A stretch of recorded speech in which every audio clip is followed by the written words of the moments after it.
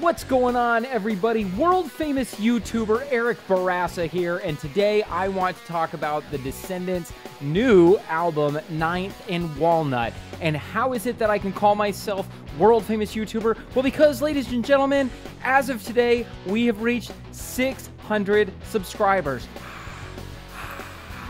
How exciting. And as far as I'm concerned, 600 is the official number that takes you from obscure to totally famous. So thank you for all the fame and the fortune. I really appreciate that. Okay, so let's do a little bit of background on the Descendents. Now, I'm not someone who reviews albums. You guys know I am usually playing guitar, teaching guitar songs, performing my songs, all sorts of guitar shenanigans. But I also have a deep love of punk rock. And so even though I don't do album reviews, I was so excited for the Descendents to put out a new album. I wanted to talk about it with you guys because I only have two friends in real life that actually enjoy punk rock. So shout out to John and Raleigh. Let's do a little bit of background on how I got into the Descendents. For summer of 2004, I had just finished my freshman year of college, and I was mowing lawns with my best buddy, David, and I bought the album Cool to Be You from Best Buy.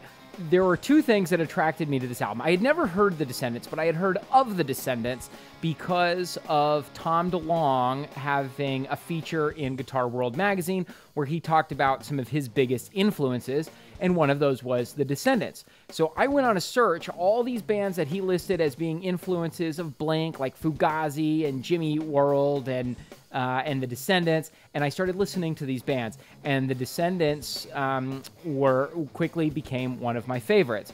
So when I saw this album cover at Best Buy of Cool to Be You, and I was like, I already like that there's a cartoon on it, and then I saw that it was on Fat Records, which is Fat Mike's label. Fat Mike, of course, from NoFX. So let's check this out. I put it in, and I am telling you, I've got goosebumps thinking about it. Cool to Be You by the Descendents is one of my top 10 favorite albums of all time, of any genre. I love that album so much. So then a few years later, I got the album Everything Sucks, and I loved that as well. And then a few more years later, I'll never forget, I had found in a local record shop, I Don't Want to Grow Up, and I threw it in at 4 in the morning when I woke up early in my rental car to go catch a flight, leaving my buddy's wedding when I was in my 20s. And from about 4 to 5 a.m. that morning, I was on like 2 hours of sleep, really unhappy. I put in that album, and I was so happy. I Don't Want to Grow Up became an instant classic for me as well, and the Descendents were 3 for 3. Now, about a year after this, I picked up the album All. I was living in Boston at the time, working at Virgin Records, studying at Berklee School of Music, College of Music, I don't know. And Virgin Record Store was closing down. You guys, this was like fall of 2006. This was the beginning of the end. This was after Napster happened and streaming was starting to become a thing. CDs were not selling anymore, and so I got hired to be a security guard at Virgin Records the last couple of months that they were there. I even got a severance package and everything. It was crazy, and I got like the same discounts as everybody else, plus an employee discount on CDs, and I just loaded up on stuff. Well, one of the albums I picked up that fall was All by Descendents, and I listened to it a lot. So I remember that fall quite a bit from listening to that album. But honestly, I don't like that album very much, except for 3 songs. Pep Talk, Coolidge, I do like Van, and Clean Sheets.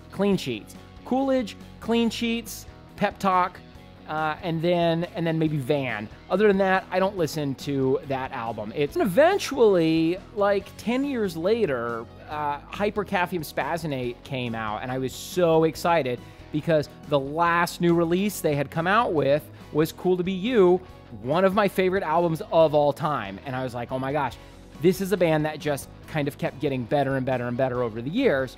So Hypercapnium Spasmodate came out, and I quite liked it. I still quite like it, and I listen to it on a regular basis. It's not quite up there with Cool to Be You and Everything Sucks, but it's a really solid entry into the Descendents catalog.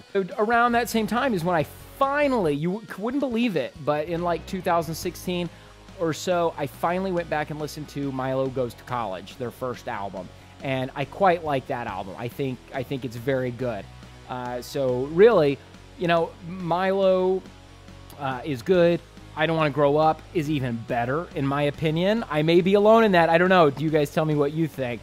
And then we get into Everything Sucks, which was a really awesome evolution of the band. I don't think it's necessarily better than I Don't Want to Grow Up, but Everything Sucks really just shows when the band had some studio money and some good production, what they were capable of and how they had grown as songwriters. And then Cool to Be You was the epitome of the band's combining punk rock with songwriting and lyrics. And of course, one of the things I love about the Descendents is that they don't just write love songs. We'll write about everything from girls to careers to relationships with estranged family members, to poop and food and coffee.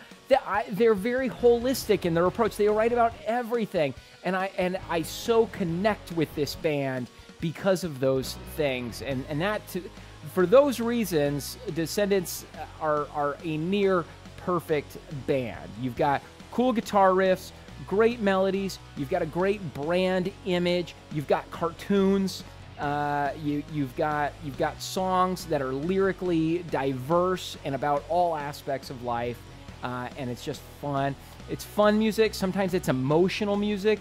Sometimes the songs are short, and sometimes they're not. So this brings us to the new album, 9th and Walnut, which apparently is a collection of songs that they wrote when they were teenagers in the late 70s, and these songs never saw the light of day. I'm still waiting for my copy of 9th and Walnut to arrive in the mail, but of course I've been streaming it, so at least I have supported the band by buying a CD, and I've streamed the album about 10 times, so they've made at least 8 cents off of me from the streams alone. I believe they re-recorded all of these songs back in the early 2000s, like 2002, 2003, with Frank Navetta and who was it?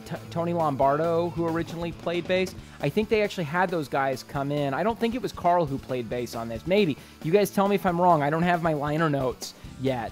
And so everything was kind of updated. So it's got this classic punk feel to it, like these songs were written in the late 70s, which they were, but with modern recording technology. And then Milo, of course, came in and recorded the vocals just in the last couple years. I think like in 2019, he recorded them. And Milo's voice adds so much to this band. I mean, he is just the perfect punk rock vocalist because he can be nasty but he can also have these like sweet melodies and harmonies, and it's just the perfect blend of nasty and cool. All right, so let's get into the tracks. So the album kicks off with Sailor's Choice, and it's just a perfect kickoff because it's classic punk rock, and Milo's voice is perfection, and it's short. So then we get into the next few songs. The next 3 songs after this are fast, edgy. You Make Me Sick has like a sing-along chorus, but it's still edgy. It's just the right balance. And then the first standout track to me is track 5, Nightage. Nightage, this is the first time we've got some real guitar riffage and not just chords. And then after that, another standout, Tired of Being Tired, has a cool bass intro. I like the lyrics. After this, another standout track, I'm Shaky, has a great bass line. It's more mid-tempo. I would call this a Descendents ballad. That's what I love about the Descendents. They don't do ballads. They don't have these slow songs. They either go really fast or mid-tempo. And so I would call this a Descendents ballad. Okay, then we get into Grudge, one of my absolute favorite songs on the album. It's got great vocals. It's got this cool middle talking section. I'm wondering if that's Frank, and I'm wondering if Frank wrote the lyrics to these. Frank had a tendency to write these really just kind of like sort of almost anarchist, like really pent up frustration in his lyrics. So I'm guessing he wrote the lyrics to that, but I don't know. And then, of course, that one's got a great bass line as well. Mohicans, this is our first, like, really catchy song, and I love it. It's a great sing-along, and it's our first guitar solo on the record. I love Descendents guitar solos, whether it's Stefan playing them or whether it's Frank. They are usually the right blend of good guitar playing, but catchy playing as well. Nothing too shreddy, but also not terrible, crappy punk solos like you get. Okay, then we get to Hectic World. Now, Hectic World, this and Ride the Wild were both released on, I think, Bonus Fat a long time ago. Bonus Fat, in my opinion, is not really... There's nothing really great on there. Let me know if you think there's standout tracks on Bonus Fat that I should listen to. I've listened to it once or twice, and it didn't really catch my fancy. But Hectic World, this updated version is so much better. The drums sound so much better, not like an 8-bit sound. And that's all I have to say about that. Then we get To Remember, which is our next, like, ballad. It's our second ballad on the song, and it reminds me of 80s Ramones, those mid-tempo Ramones songs that are a little bit more emotional, but just, I don't know. I just love it. I think it's really great. Okay, and then You're Disgusting, which comes after that, is a perfect, nasty follow-up. You got this nice mid-tempo emotional song, and then just right after that. And then we got again with It's My Hair, and It's My Hair has a bass solo, not as an intro or a main riff, but in the middle of the song we've got a bass solo, so I like that. Then Ride the Wild. This is so much better than the original version of Ride the Wild. But it would have been cool to keep that, like, surf rock kind of feel. This song, especially the solo, had kind of a cleaner surf rock solo, and the guitar playing technique wasn't that great. So this re-recorded version, the guitar technique is so much better, but it's got a lot more distortion on it, and I think it would have been a nice little change to have kind of that cleaner surf rock tone in the solo. And then the album finishes with Glad All Over, and its signature Descendents. It's a great way to end the album. It's call and response, it's catchy, it's got bass goodness, and it's just a great end to the album. So then when the album ends, I don't feel like, oh my gosh, give me more right now. I also don't feel like, oh man, what a disappointment, that went on too long. It's just perfect. It ends and I'm like, I feel satisfied, like eating a good meal. I just feel good at the end of it. And actually, the first time I listened to the album, I listened to it twice in a row. I was tired. I put on my headphones. I laid down in bed. I listened to the whole album. It got to the end, and I was like, you know what? Again. And I listened to it again, and that was so fun. So it was just right. It was exactly what I needed as a Descendents fan right now, and I think it's something great to hold us over until we get a new Descendents album with completely brand new material. I love that the average runtime of each song is a minute. The longest song on this album is 2 minutes, 23 seconds, so these 18 tracks just fly by. This album is also a really good blend of nasty and gritty and visceral playing and that teenage angst, but also catchy and fun and sing-along, and then a good balance of just hard-hitting power chords, and then also a few great guitar riffs and solos and bass lines. It just hit the spot for me. So anyway, what did you guys think of the Descendents' new album, 9th and Walnut?